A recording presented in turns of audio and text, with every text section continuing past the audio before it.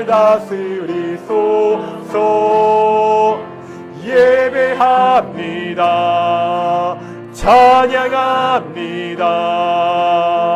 주님 홀로 높임 받으소서. 2024년 11월 3일 동인교회 주일 오전 예배를 하겠습니다. 다 함께 묵상으로 기도하시겠습니다.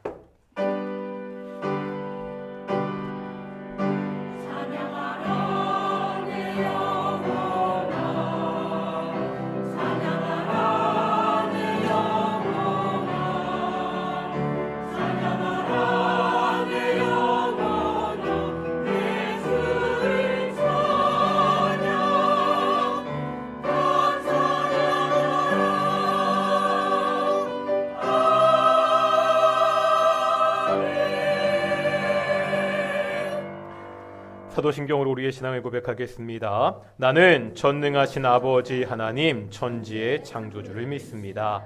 나는 그의 유일하신 아들 우리 주 예수 그리스도를 믿습니다.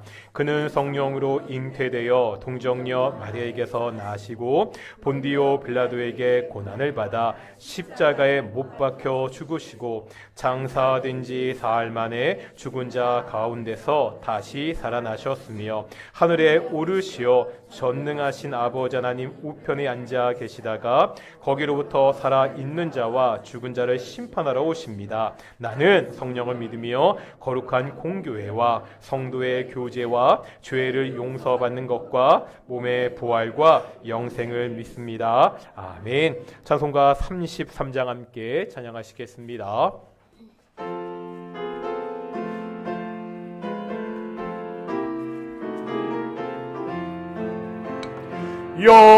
영광스러운 주를 보라고 고난받은 그 모습 승리하고 오실 때에 만민 경배하리라. 왕의 왕이 되신 주께 멸류관을 드리세. 왕의 왕이 되신 주께 멸류관을 드리세. 보좌 위에 계신 주께 멸류관을 드리세. 천군 천사 소리 높여 주를 찬송하도다. 왕의 왕이 되신 주께 멸류관을 드리세. 왕의 왕이 되신 주께 멸류관을 드리세. 죄인들이 조롱하며 가시관을 씌웠네. 성도들과 천사들은 주의 이름 높이네. 왕의 왕이 되신 주께 멸류관을 드리세. 왕의 왕이 되신 주께 멸류관을 드리세. 만민들의 찬송소리 하늘 높이 퍼진다. 하늘 보자 바라보니 기쁨할 양 없도다. 왕의 왕이 되신 주께 멸류관을 드리세. 왕의 왕이 되신 주께 멸류관을 드리세. 아멘. 성시 교독하겠습니다. 교독문 38번 시편 92편입니다. 우리 예배 주보 순서지 가운데 있습니다. 우리 순서지 가운데 있고요. 우리 교독하시겠습니다. 지존자여 시편금과 비파와 수금으로 여호와께 감사하며 주의 이름을 찬양하고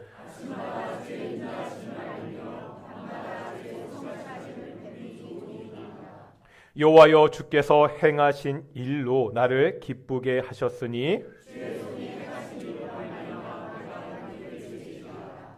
의인은 종려나무같이 번성하며 레바논의 백향목같이 성장하리로다.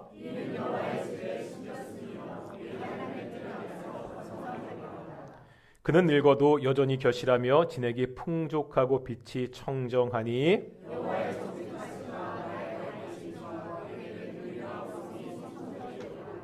아멘. 자리에 앉으시겠습니다. 찬송가 371장 함께 찬양하시겠습니다.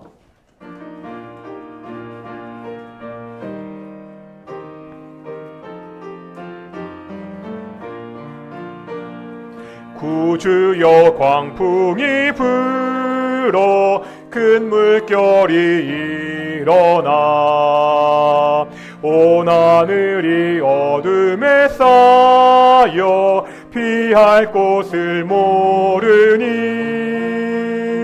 우리가 죽게 된 것을 안 돌아봅니까? 깊은 바다에 빠지게 된 때 주무시려 합니까? 금밤과 물결아 잔잔해 잔잔해 사납게 뛰노는 파도나 저 흉악한 마귀나 아무것도 주 편안히 잠들어 누신 배 뒤엎어놓을 능력이 없도다. 주 예수 풍파를 꾸짖어 잔잔해 잔잔해 주 예수 풍파를 꾸짖어 잔잔하라. 구주여 떨리는 내 맘 저 풍랑과 같아서 늘 불안에 쌓여서 산이 날 붙들어 주소서. 세상의 풍파가 나를 삼키려 합니다. 지금 죽게 된 날 돌아보사 곧 구원해 주소서. 바람과 물결아 잔잔해 잔잔해 사납게 뛰노는 파도나 저 흉악한 아무것도 주 편안히 잠들어 누신 배 뒤엎어놓을 능력이 없도다. 주 예수 풍파를 꾸짖어 잔잔해 잔잔해 주 예수 풍파를 꾸짖어 잔잔하라. 사나운 광풍이 가고 큰 물결이 그치니 그 잔잔한 바다와 같이 내 마음이 편하다. 구주여 늘 함께 계셔 떠나지 마소서. 복된 항구에 즐거이 가서 그 언덕에 쉬리라. 큰 바람과 물결아 잔잔해 잔잔해 아멘. 사납게 뛰노는 파도나 저 흉악한 마귀나 아무것도 주 편안히 잠들어 누신 배 뒤엎어놓을 능력이 없도다. 주 예수 풍파를 꾸짖어 잔잔해 잔잔해 주 예수 풍파를 꾸짖어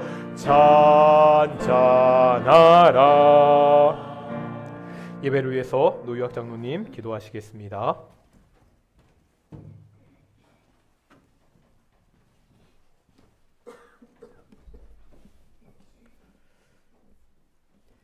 지난 한 주간도 하나님의 은혜로 우리의 가정을 평안케 하여 주옵시고 우리의 직장을 통해서 일할 수 있는 감사함을 느끼게 하여 주옵시고 우리의 사업장을 통해서 임마누엘 하시는 하나님의 지혜를 느끼게 하시며 저희들의 마음 가운데 인도하여 주심을 감사드리옵나이다. 부족하지만은 우리 모습 이대로 나왔으니 아버지 하나님께서 받아주시옵고 아버지는 오늘도 우리가 예배를 통해서 우리의 마음 가운데 하나님을 의지하는 믿음의 고백으로 예배에 드리시도록 하여 주기를 간절히 바라고 원하옵나이다. 아버지 하나님, 이 시간에 육체의 질병으로 참석치 못하고 고동의 불편함으로 함께 못하고 여러 가지 환경과 처지로 참석하지 못한 우리의 공동체 한 사람 한 사람들에게 가차하여 주옵시고 공의와 평안으로 이 예배의 마음을 허락하여 주기를 간절히 바라고 원합나이다. 아버지 하나님, 우리의 부족함을 늘 느끼며 우리의 부족함을 주님만을 의지하며 채워가는 우리의 모습이 될 수 있도록 하여 주기를 간절히 바라고 원합나이다. 하늘을 두루마리 삼고 바다를 먹물로 삼아 하나님의 은혜와 사랑을 다 기록할 수 없다는 찬송의 시인처럼 우리도 그 마음에 아멘으로 화답하며 고백을 드립니다. 아버지 하나님, 이 자리를 통해서 우리의 동익교회 공동체가 함께 모여 같이 예배에 드리게 하여 주고 찬양을 드리게 하여 주시고 또한 이 주일의 예배의 기쁨을 함께 나눌 수 있음을 또한 감사드리옵나이다. 아버지 하나님께서 함께 하여 주옵시고 오늘 발걸음을 인도한 우리의 한 사람 한 사람들에게 마음 깊이 주님께서 함께 하여 주시고 주의 성령이 임재하셔서 감동을 받을 수 있는 예배가 되게 하여 주기를 간절히 바라고 원합나이다. 우리가 세상을 살아갈 때 광야 같은 이 세상에 바람 잘 날 없듯이 아버지 하나님 여러 가지 일들이 있을 때에도 늘 우리 곁에서 우리를 지켜주시고 우리의 마음의 중심을 주님께서 인도하여 주심을 감사드리옵나이다. 아버지 하나님, 교회를 위해서 기도드리옵나이다.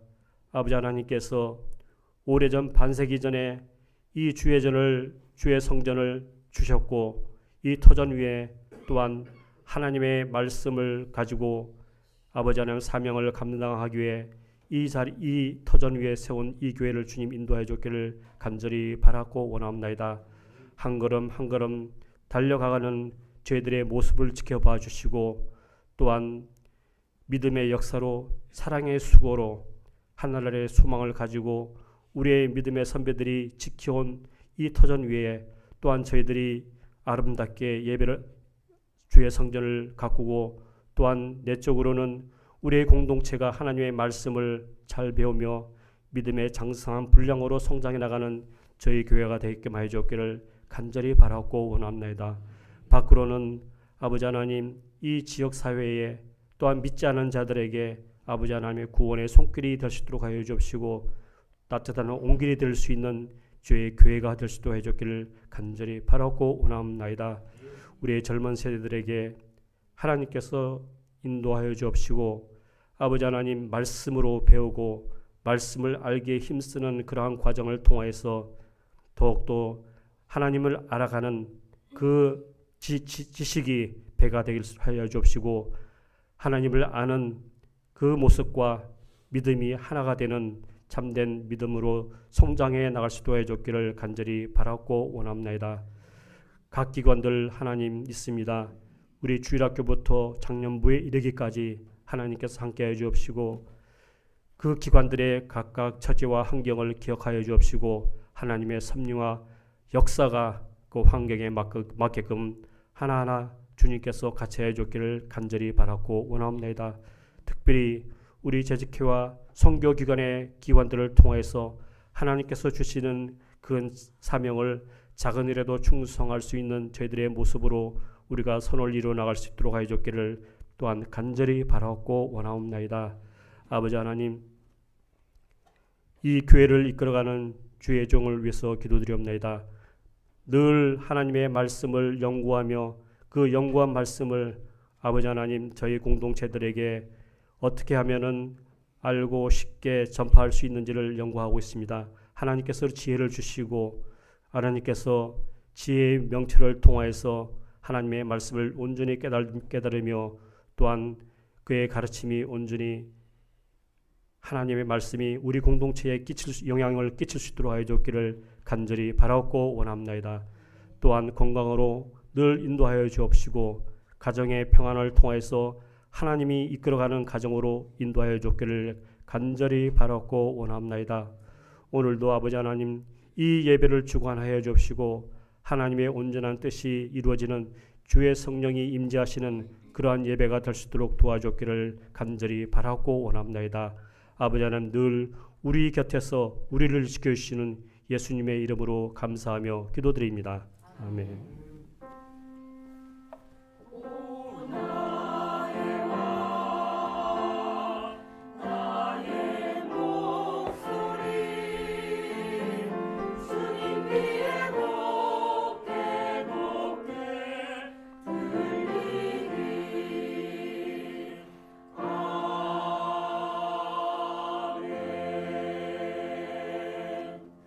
함께 말씀 보겠습니다. 출애굽기 20장 15절의 말씀입니다. 출애굽기 20장 15절 말씀 역시 한 절 짧은 말씀인데요. 우리 다 같이 한번 읽도록 하겠습니다. 시작. 도둑질 하지 말라. 이 시간 갈릴리 찬양대 찬양으로 하나님께 영광 돌리시겠습니다.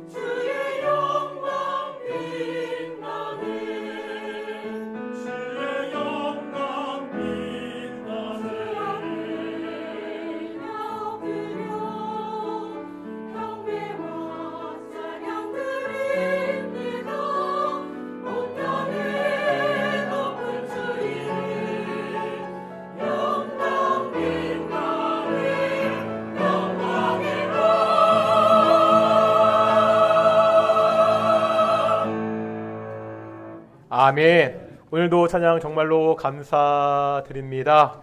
오늘부터 우리 이종선 입사님 함께 서주셔서 너무 감사드리고요. 우리 앞뒤 저하분들과 인사하겠습니다. 하나님이 우리와 함께 하십니다. 예, 오늘 동익교회 예배도 하나님의 임재 영광이 함께 있는 귀한 예배가 되기를 축원합니다. 소설이나 영화를 보면 도둑질하는 것을 굉장히 멋있게 그린 것들이 있습니다. 오션스 11이라는 영화가 있습니다. 이 영화는 자기 분야에서 최고의 실력을 가진 범죄자들이 팀을 이뤄서 카지노를 터는 내용입니다. 이 사람들이 나쁜 부자의 돈을 훔쳐서 가난한 사람들을 도와주는 의적이 아닙니다. 그래도 사람들은 도둑질을 게임처럼 즐기는 이 사람들의 모습을 굉장히 재밌게 보며 열광합니다. 이런 면에서 도둑질하지 말라는 이 8계명은요, 좀 묘한 면이 있습니다. 누구나 도둑질이 나쁘다는 것을 압니다. 그러면서도 이쯤이야 하고 그냥 넘어가는 것들도 많다는 거지요. 지금이야 좀 달라졌지만 예전에는 장난삼아 서리하는 일도 많았습니다. 도둑질은 8계명의 말씀과 같이 죄입니다. 하지만 살인죄나 간음죄와 달리 사람들이 죄라고 좀 못 느끼는 그런 면이 있습니다. 지금 보시는 대로 8계명 역시 굉장히 단순하죠. 도둑질 하지 말라.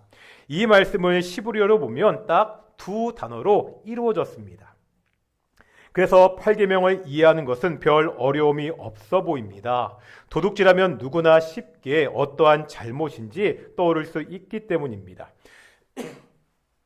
도둑질은요, 쉽게 말하면 다른 사람의 물건을 훔치는 겁니다. 하지만 8계명이 말하는 이 도둑질의 의미가 그렇게 단순하지만은 않습니다. 도둑질에 해당하는 히브리어는 가나무라는 동사입니다. 가나브인데요, 이때 무엇을 훔쳤는지 그 훔친 대상이 지금 분명하게 나와 있지 않습니다. 이럴 때는 그동안 했던 것과 같이 이 단어가 성경에서 어떻게 사용되었는지 그 용례를 살펴보는 것이 좋습니다. 먼저 출애굽기 22장 7절의 말씀을 보겠습니다. 22장 7절의 말씀입니다. 시작.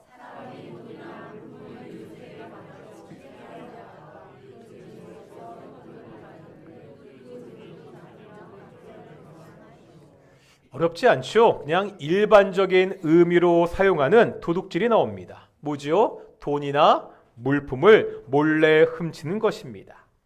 여기서 훔치는 물건은 다양할 수 있습니다.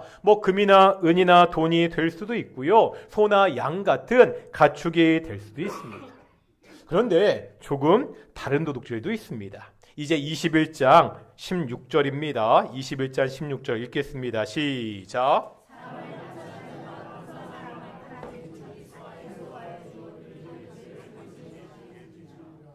여기에 보면 납치안이 나오잖아요. 여기에 쓰인 동사가 히브리어로 가나보입니다.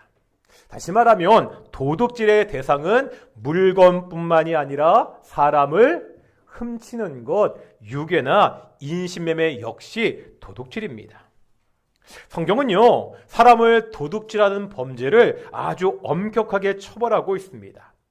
소나 양 같은 가축을 도둑질하다 잡히면 그냥 원주인에게 돌려주고 2배로 갑절로 배상하면 됩니다. 만약에 도둑질한 다음에 죽이거나 팔아버렸으면 소는 5배로 양은 4배로 갚아야 했습니다. 그런데 살펴보면요, 이 같은 벌은 당시 주변 국가에 비해서 강도가 약했습니다. 그 주변의 다른 나라들을 보면 도둑질을 한 사람이 갚을 능력이 되지 않으면 그 사람을 사형에 처했습니다.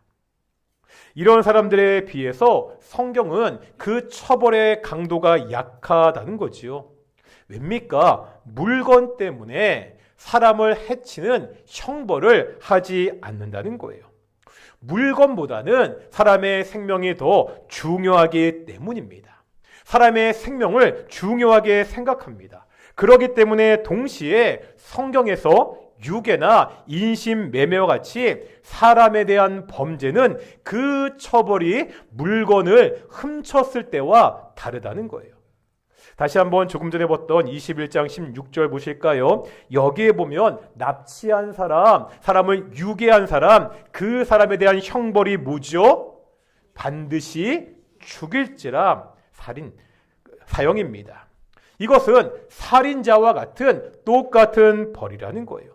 사람을 납치만 해도, 사람을 유괴만 해도 살인자와 같이 그 사람을 반드시 죽이라고 말씀하고 있습니다. 이와 같이 사람에 대한 계명의 처벌이 강력한 것은 출애굽이라는 상황과 맞물려 생각해 볼 수 있습니다. 하나님은요, 애굽에서 노예 생활을 하던 그 이스라엘 백성들을 구원해 주셨습니다. 그런데 이런 사람들을 다시 노예로 만드는 납치나 유괴 같은 범죄는 도저히 용서할 수 없는 범죄라고 성경은 가르치고 있습니다. 우리가 지금까지 도둑질에 해당하는 히브리어 가나브의 두 가지 용례를 보았습니다. 첫째가 뭐라고요? 물건을 훔치는 것. 두 번째는 뭐를 훔치는 거라고요? 사람을 훔치는 것. 그런데 이 가나무의 용례를 보면 성경에서 우리가 생각하지도 못했던 것들을 도둑질로 표현하는 것을 볼 수가 있습니다. 이제 사무엘하 15장 16절 보겠습니다. 사무엘하 15장 16절입니다. 읽겠습니다. 시작.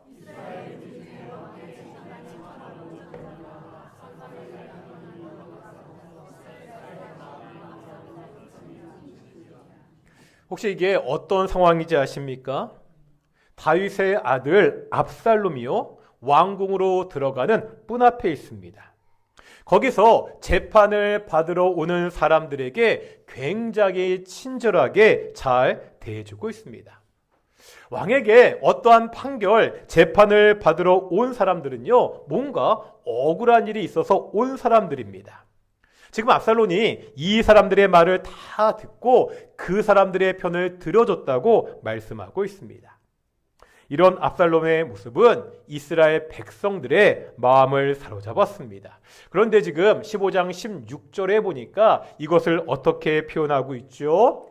사람의 마음을 압살롬이 뭐 했다고요? 훔쳤다, 이렇게 표현하고 있습니다. 마음을 훔치는 것. 왕이나 왕자가요, 백성들에게 친절하게 대해주고 낮은 자세로 그 사람들의 말을 들어주는 것은 좋은 일입니다. 나쁜 일이 아니잖아요. 문제가 뭐죠? 다만 그 목적이 뭐냐는 거예요. 지금 압살롬이 이렇게 한 이유가 뭐죠? 정말로 백성들을 사랑해서 백성들을 위해서입니까? 아니죠. 아버지 다윗에게 반역을 하기 위해서입니다. 결국 압살롬은요, 반역을 하고 다윗은 아들을 피해 도망치는 신세가 되고 맙니다. 지금 압살롬은 백성들의 마음을 훔쳐서 하나님이 세우신 왕을 쫓아내고 자신이 왕이 되려고 왔습니다. 사람들의 마음을 훔치는 것, 이것도 도둑질이라고 성경은 가르치고 있습니다. 오늘날 정치인들도 마찬가지입니다. 정치인들이 권력을 잡기 위해 노력하는 것은 당연한 일입니다. 이것을 위해서 국민들에게 다가가려고 노력하는 것, 국민들의 말에 귀를 기울이는 것은 정말로 좋은 일입니다. 아니요, 그냥 시장에 가서 자기가 직접 물건도 사고 어묵도 먹으면서 서민 흉내 내는 것, 그것도 결코 나쁜 일로 볼 수가 없습니다. 다만 문제는 이렇게 해서 권력을 잡고 난 후가 문제라는 거죠. 국민들을 위한 정치가 아니라 자신들을 위한 정치를 하는 사람들이 있습니다. 자신들의 이익을 위해서 정책을 만들고 권력을 이용해서 각종 비리를 저지르는 그러한 자들이 있습니다. 우리가 민주주의 국가잖아요. 이 민주주의라는 것은 인류가요, 오랜 역사를 통해서 그래도 그 중에 가장 낫다고 판단한 정치 제도입니다. 그래서 오늘날 대부분의 나라가 이 민주주의라는 제도를 수용하고 있습니다. 하지만 권력이 개입하고 언론이 여론을 조작해서 간혹 이상한 사람들이 권력을 잡을 때도 있습니다. 일종의 정치적으로 사고가 나는 거지요. 이렇게 되면 한 나라의 정치 수준이 수십 년 전으로 돌아가기도 하고요. 때때로 국제적으로 문제를 일으키기도 합니다. 독일 나치의 히틀러도요, 선거라는 정당한 절차를 통해서 권력을 잡았습니다. 우리가 사는 대한민국은 민주공화국입니다. 민주공화국 어떤 뜻이죠? 대한민국의 모든 권력은 국민으로부터 나온다는 겁니다. 성도들이 이 사실을 잊지 않아야 됩니다. 너무 정치에 과몰입할 필요도 없습니다. 하지만 교회 다니는 성도들이 정치에 무관심해서도 안 됩니다. 이 나라의 주권을 가진 국민으로서, 좋은 시민으로서 정치적으로 깨어 있어야 됩니다. 그래야 나의 권리를 도둑질 당하지 않을 수 있다고 성경은 가르치고 있습니다. 또 성경에 보면 이 간아부에 다른 용례가 나옵니다. 이제 예레미야 23장 30절 보겠습니다. 예레미야 23장 30절입니다. 읽겠습니다. 시작.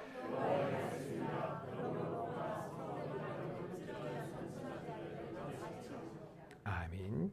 여기에 보면 선지자들이 나오죠. 선지자들은 본래 뭐 하는 사람들이죠? 하나님을 대신해서 하나님의 말씀을 백성들에게 전하는 자들입니다. 그런데 여기에 보니까 내 말을, 누구의 말이라고요? 하나님의 말씀을 뭐 하는 사람들? 도둑질하는 선지자들이 있다고 말씀하고 있습니다. 지금 어떤 상황이죠? 이 앞에 있는 말씀들을 보면 당시의 악한 현실들이 묘사되어 있습니다. 당시는 우상 숭배가 극심했습니다. 이 결과 저주로 인해서 땅이 슬퍼하고 초장들은 말랐습니다. 또 악한 일이 행해지고요, 백성들은 정직하지 못했습니다. 하나님을 버리고 악이 지배하는 참담한 현실이 당시 이스라엘의 상황이었습니다. 왜 이런 일이 벌어졌지요? 예레미야 23장 11절에 보면 제사장들과 선지자들이 사악했기 때문이라고 말씀하고 있습니다. 선지자와 제사장들이 하나님의 집, 하나님의 성전에서 오히려 악을 행했습니다. 사마리아의 선지자들은요, 바알을 의지하고 예언했다고, 예루살렘의 선지자들은 하나님의 말씀을 버리고 우상을 숭배했다고 그렇게 말씀하고 있습니다. 그러면 하나님을 버리고요, 우상을 숭배했던 이 선지자들이 어떠한 메시지를 그렇게 전했습니까? 16절 볼 텐데요. 16절 읽어보겠습니다. 16절 읽겠습니다. 시작.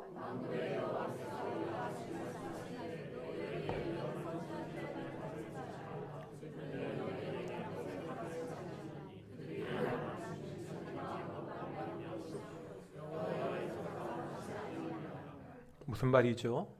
지금 하나님께서 선지자들의 말, 이러한 선지자의 말을 듣지 말라고 하십니다. 이들의 입에서 나오는 것은 하나님의 말씀이 아닙니다. 자기 마음에서 나오는 말입니다. 하나님의 말씀을 전하는 것이 아니라 자신의 생각을 하나님의 말씀이라고 지금 포장하고 있습니다. 우리가 이미 3계명에서 배웠잖아요. 이 사람들은 어떤 사람들이라고요? 하나님의 이름을 망령되게 일컫는 자들입니다. 또한 8계명의 말씀을 보면 이 사람들은 어떤 사람들이라고요? 하나님의 말씀을 도둑질하는 사람들이라고 그렇게 가르치고 있습니다. 먼저 저와 같은 목사, 설교자들이 조심해야 됩니다. 하나님의 말씀을 도둑질하지 않도록 내 생각이 아니라 하나님의 말씀을 전하기 위해서 최선의 노력을 해야 됩니다. 그런데요, 또한 성도들도 조심해야 됩니다. 사도행전에 나오는 베레아 사람들은 열린 마음으로 설교를 잘 들었습니다. 그런데 여기서 끝나지 않았다는 거잖아요. 그 설교가 정말 성경 말씀과 하나님의 말씀과 일치하는지 상고했다고, 곰곰이 따져 생각했다고 성경은 기록하고 있습니다. 성경은 그런 사람들을 칭찬하고 있습니다. 설교자는 하나님이 아닙니다. 하나님의 말씀에는 오류가 없지만 설교에는 오류가 있을 수 있습니다. 나쁜 의도를 가지고 제멋대로 전하는 설교자가 있을 수 있죠. 우리가 조금 전에 보았던 거짓 선지자입니다. 하지만 자신도 모르게 실수하는 설교자도 있습니다. 목사의 말이라고요, 설교라고 무조건 믿고 아멘 해서는 안 됩니다. 목사가 이런 얘기하는 게 좀 그렇죠. 그동안 저를 지켜보셨잖아요. 제가 나쁜 의도로 말씀을 왜곡해서 전하는 그런 목사는 아닙니다. 하지만 저도 사람입니다. 사람이기에 실수할 수 있습니다. 사람이기에 성경을 잘못 해석할 수 있습니다.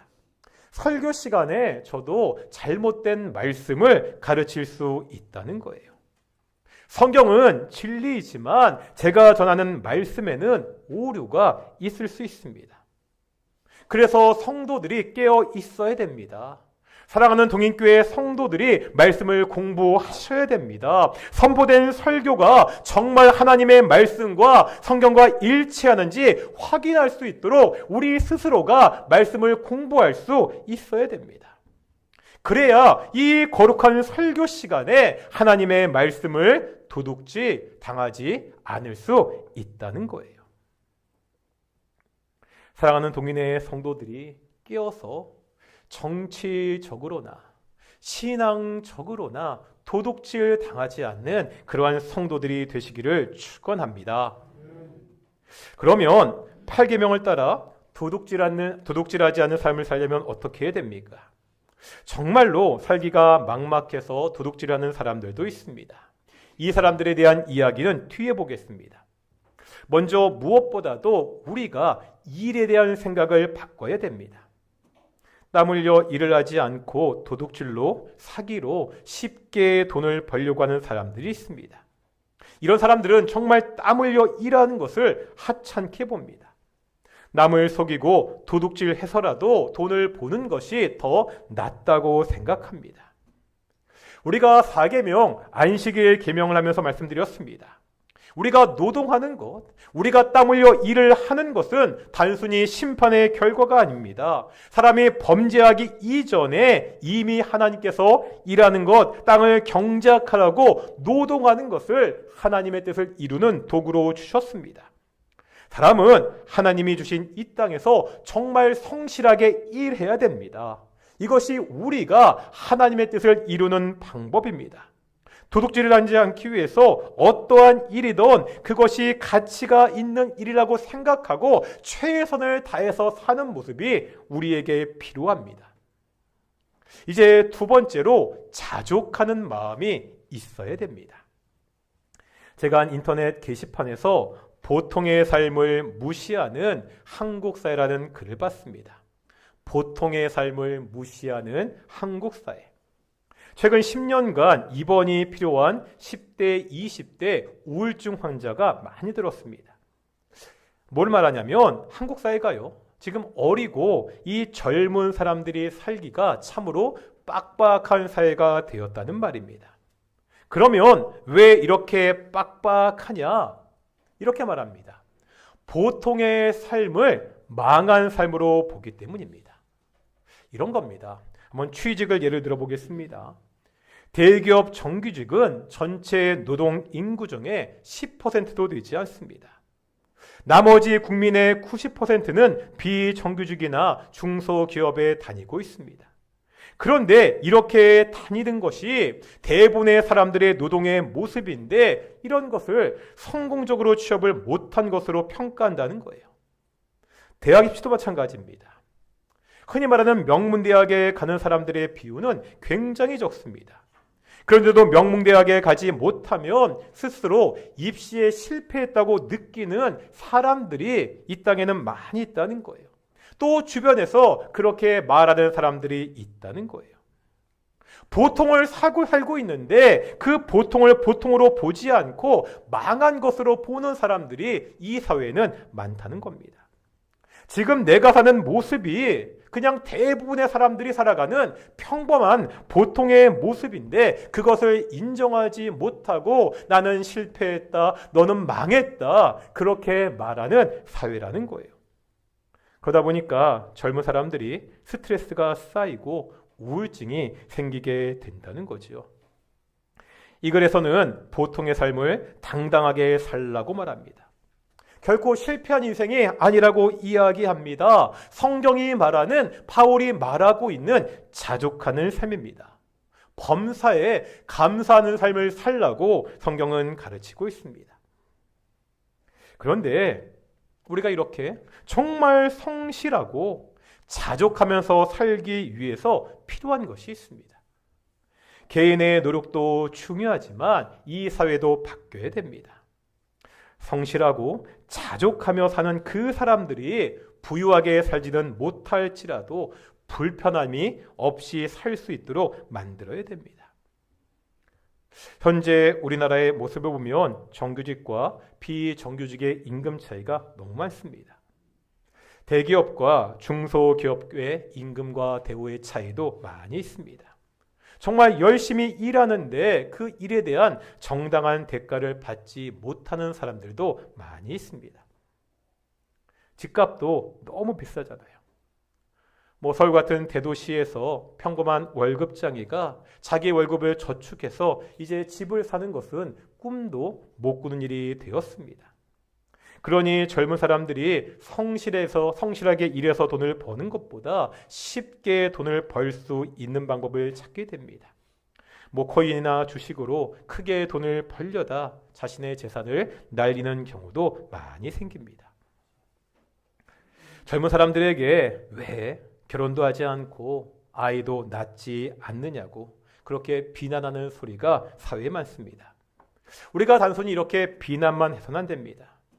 젊은 사람들이 결혼하고 아이를 키울 수 있는 그러한 사회적 환경을 만들어줘야 됩니다. 자신의 삶을 성실하게 꾸려나가는 그 사람들이 잘 살 수 있는 사회를 만들어야 됩니다. 교회가 이런 것에 관심을 가질 때, 이 사회가 나아지도록 노력할 때 이 사회에서 도둑질은 줄어들 수 있습니다. 마지막으로 제가 십계명을 공부하면서 차준희 교수님의 책을 읽다가 참 인상적인 소제목이 있었습니다. 제목이 이렇습니다. 나누지 않는 것도 도둑질이다. 뭐라고요? 나누지 않는 것도 도둑질이다. 도둑질은 나쁜 일입니다. 하지만 정말 극심한 가난 때문에 먹고 살기 위해서 도둑질하는 사람이 여전히 있다는 거지요. 단순히 그 사람들이 게을러서 그렇다 그렇게 말할 수 없는 경우들도 있습니다. 이런 사람들이 도둑질 않지 않고 자살하거나 삶의 신앙을 버리지 않고 살 수 있도록 도와야 됩니다. 우리 신명기 15장 11절 말씀 보겠습니다. 신명기 15장 11절입니다. 시작.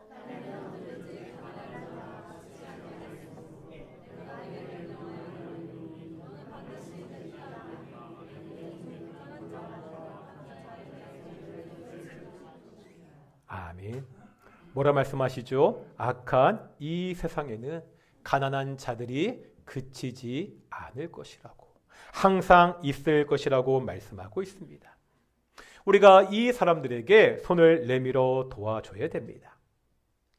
노블리스 오블리제를 몸소 실천했던 경주에 채부잣집이 있었다는 이야기가 많이 알려져 있죠. 이 집안에 내려온 가훈 중에 이런 것이 있습니다. 사방 백리 안에 굶어 죽는 사람이 없게 하라. 내가 사는데 이 사방 백리 안에서 적어도 굶어 죽는 사람이 없게 하라. 자신의 재산을 자신들을 위해 사용하는 것이 아니라 주변의 가난한 자들을 위해서 사용했습니다. 그런데 이것이 성경의 정신이기도 하잖아요. 신명기 24장 19절 보실까요? 신명기 24장 19절입니다. 시작.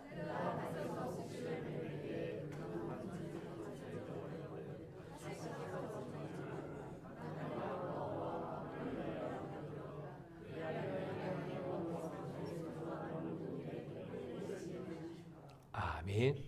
이런 말씀입니다. 내 밭에 있잖아요.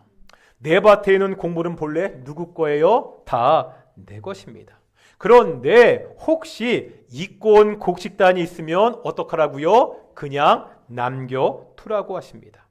다른 성경을 보면 땅에 떨어진 곡식도 그냥 두라고 그렇게 말씀하고 있습니다.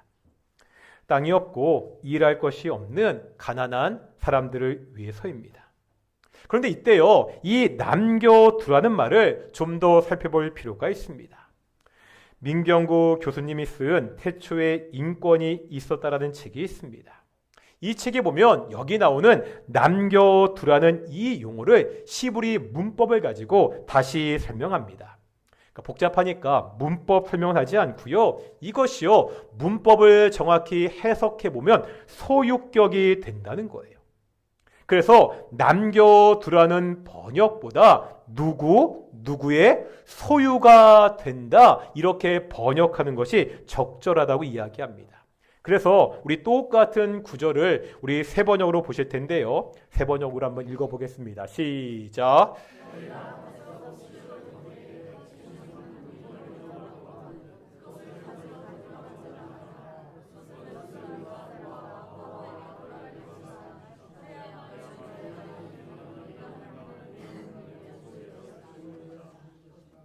아까 번역에는 남겨두라고 번역했잖아요. 이 세 번역을 보니까 남겨두라고 번역하지 않고 어떻게 번역하고 있죠? 고아와 과부에게 뭐라고요? 돌아갈 몫이라, 이렇게 번역하고 있습니다.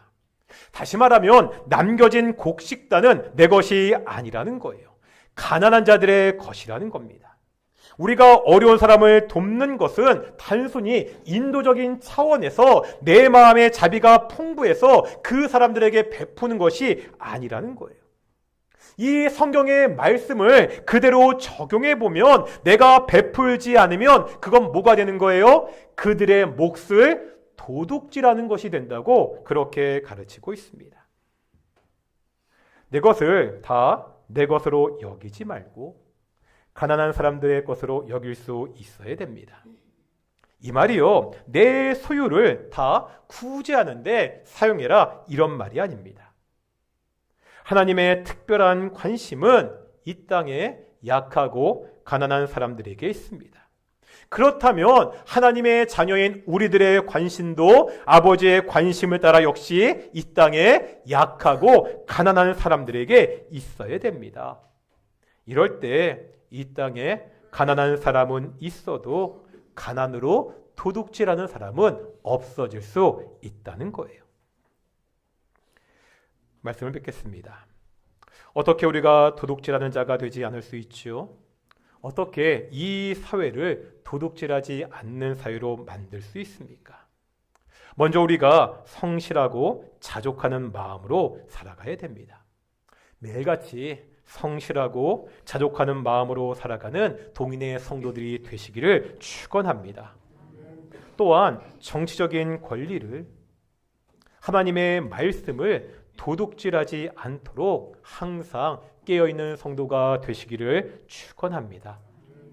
마지막으로 하나님의 관심을 따라 이 땅에 약하고 가난한 사람들에게 그 관심을 가지고 살아가는 귀한 성도들이 되시기를 축원합니다. 오늘 재직회가 있어가지고 시간이 많이 지나서요, 우리 찬양은 하지 않고 함께 좀 그냥 기도하도록 하겠습니다. 오늘 말씀을 묵상하고 기도하실 텐데, 하나님, 내가 먼저 이 땅 가운데서 성실하고 자족하게 살 수 있도록 인도해 주시옵소서. 나의 정치적 권리들을, 말씀을 도둑질당하지 않게 위해서 항상 깨어있고 하나님의 말씀을 항상 깊이 묵상하고 연구하는 그러한 성도들이 될 수 있도록 함께 기도하기를 소망합니다. 하나님의 관심을 따라, 아버지의 관심을 따라 이 땅에 약하고 가난한 사람들에게 관심을 가지고 살아가는 성도들, 교회가 될 수 있도록 우리 함께 기도 인도하기를 소망합니다. 함께 기도하시겠습니다.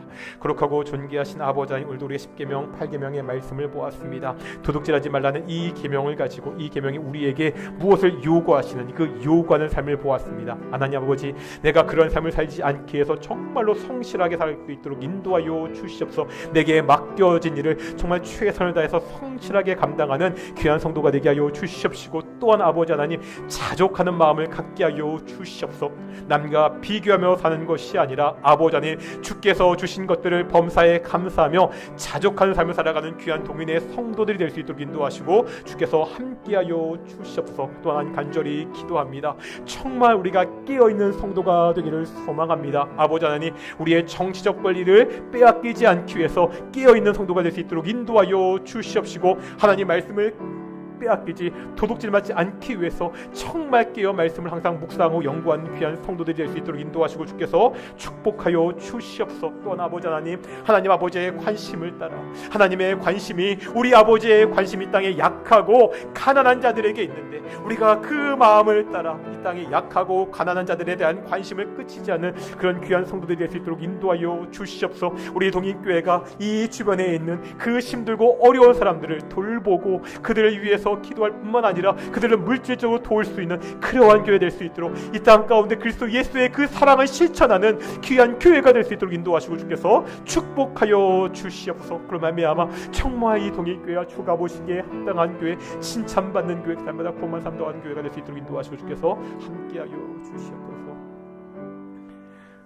거룩하고 존귀하신 아버지 하나님, 감사드립니다. 오늘도 우리가 10계명 8계명의 말씀을 통해서 이 땅 가운데 우리가 어떻게 살아가야 되는지 보게 하심을 정말로 감사드립니다. 맡겨진 일에 최선을 다하게 하시고 우리가 항상 감사하며 자족하는 마음을 가질 수 있도록 인도해 주시옵소서.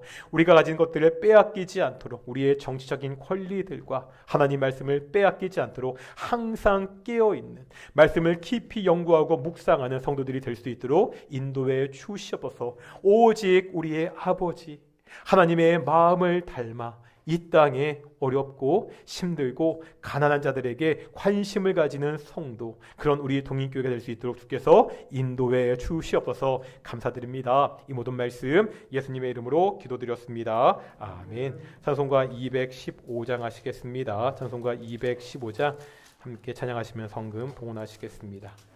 1절과 4절입니다.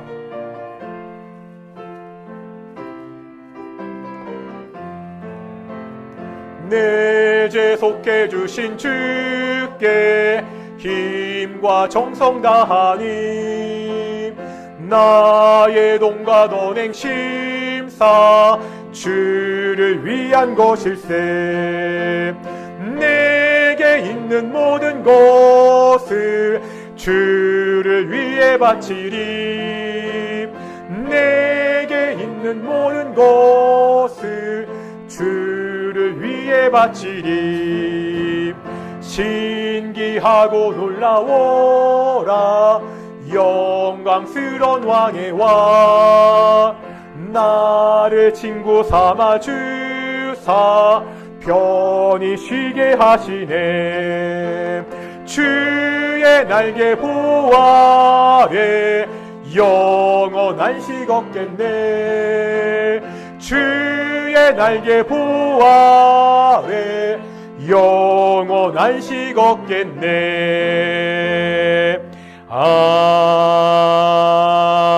아멘.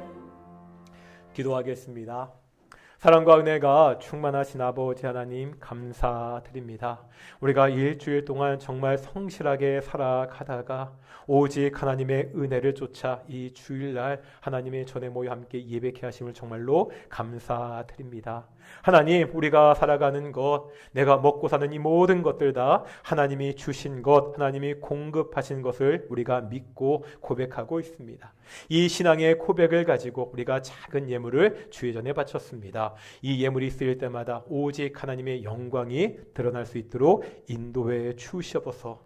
우리 동인의 가정 주께서 친히 방문하여 주시옵소서. 곤란한 문제들, 어려운 문제들이 있을 때마다 주께서 그 문제 가운데 개입하셔서 가장 선한 길로, 좋은 길로 인도하여 주시옵소서. 우리 동인의 가정들마다 매일같이 감사가 넘치는, 기쁨이 넘치는 가정이 될 수 있도록 주께서 함께 주시옵소서. 감사드립니다. 이 모든 말씀 예수님의 이름으로 기도드렸습니다. 아멘.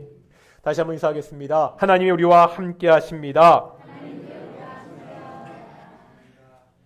지난주에 광고한 대로 이번 주일, 그러니까 오늘 주일 오전 예배 끝나고요. 정기 죄직회가 있습니다. 우리가 2개월 동안 교회 살림을 돌아보고 교회가 나아갈 길에 함께 의논하는 시간이거든요.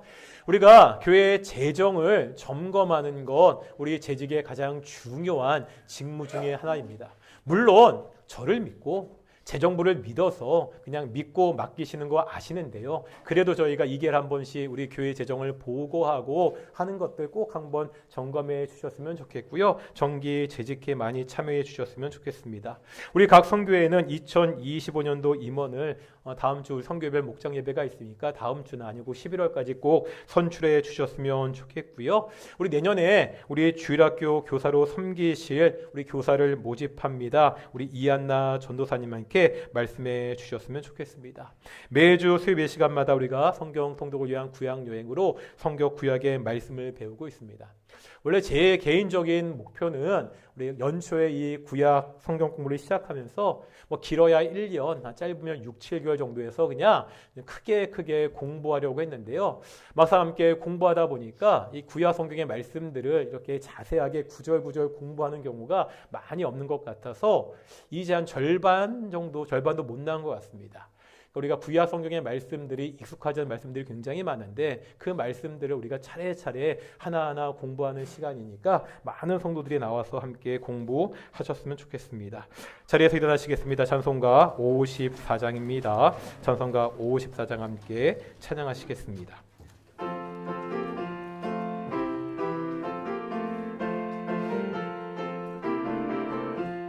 주여 복을 구하오니 편히 가게 하시고 사람마다 주 은혜로 이기도록 하시고 광야 같은 세상에서 항상 인도하소서. 주의 복된 말씀 듣고 무한 감사합니다. 구원받은 주의 성도 열매 맺게 하시며 하나님이 우리 함께 항상 계시옵소서. 아멘. 기도하겠습니다. 이제는 예수 그리스도의 은혜와 아버지 하나님의 사랑하심과 성령 하나님의 교통하심이 이 땅 가운데 우리가 성실하고 자족하는 마음으로 살아가고 항상 깨어 살아가는 성도들, 동인의 성도들 가운데 영원히 함께 하시기를 축원하옵나이다. 아멘.